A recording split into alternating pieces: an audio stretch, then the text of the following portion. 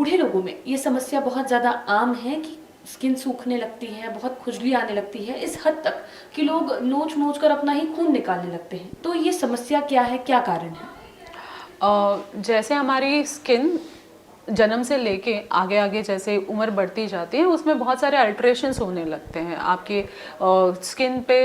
Environment के आपकी जो बीमारियां हैं, आपको जो जो दवाइयाँ खाते हैं, या आप पानी का कौन से इस्तेमाल करते हैं, कैसे इन्वायरमेंट में रहते हैं, हाइजीन कितनी मेंटेन करते हैं, ये बहुत सारी चीज़ों से अंतर आ जाता है।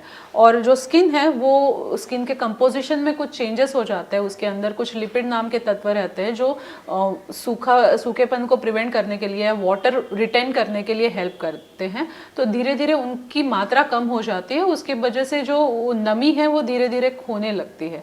तो ये जो चीज़ है हर किसी के साथ होती है, और वो अपना ख्याल कैसे रखते हैं उस हिसाब से ये जो इसका स्पीड है वो बढ़ता रहता है। कोई बहुत सारे बूढ़े लोगों में डायबिटीज़, बीपी या जैसे बहुत सारी बीमारियां होती है, किडनी के प्रॉब्लम रहते हैं, लिवर के प्रॉब्लम रहते हैं, उसके लिए वो बहुत सारी दवाइयाँ खाते हैं। तो इन सब चीज़ों के वजह से भी स्किन में बहुत सारी खुजली वाली बीमारियां ज़्यादा कॉमनली हो जाती है, ड्राइनेस हो जाती है। और एक तो स्किन को मॉइस्चराइज रखना इसके लिए सबसे ज़्यादा इम्पॉर्टेंट है।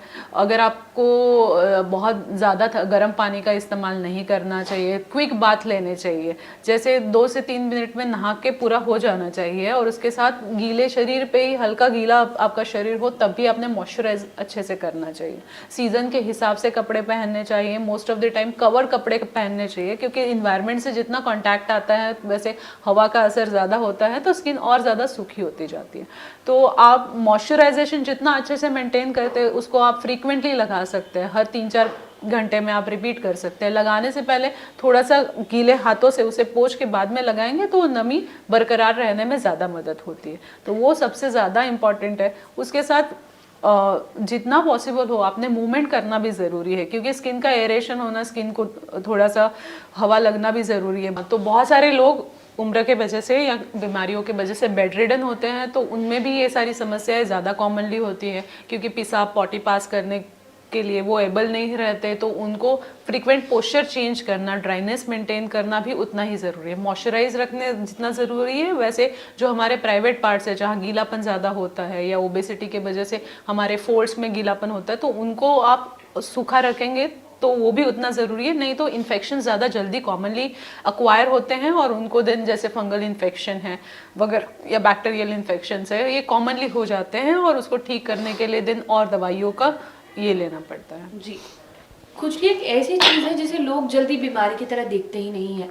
तो लोग ऐसे में कब समझे कि जो खुजली है वो नॉर्मल नहीं होके एक बीमारी की तरफ बढ़ती जा रही है? डॉक्टर से कब मिले?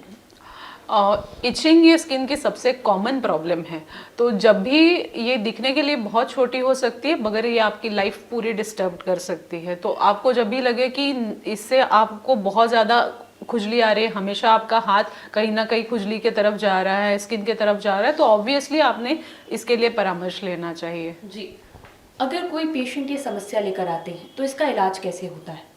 पहले तो एक इवैल्यूएशन करना ज़रूरी होता है। एग्जामिनेशन और हिस्ट्री सबसे ज़्यादा इंपॉर्टेंट रहती है कि उनके साथ और कौन सी कोमॉर्बिडिटीज़, लाइक कौन से डिसीजेस एसोसिएटेड है, उनकी लाइफस्टाइल कैसी है, उनका पहराव कैसा है, तो उस हिसाब से, और उनको इचिंग कितनी सीवियर है उस हिसाब से, अगर वो सो पा रहे हैं या नहीं सो पा रहे हैं, उनके स्किन में रैशेस आ रही है या नहीं आ रही है, तो इन सब चीज़ों का इवैल्यूएशन करने के बाद ही उसके बारे में बताया जा सकता है।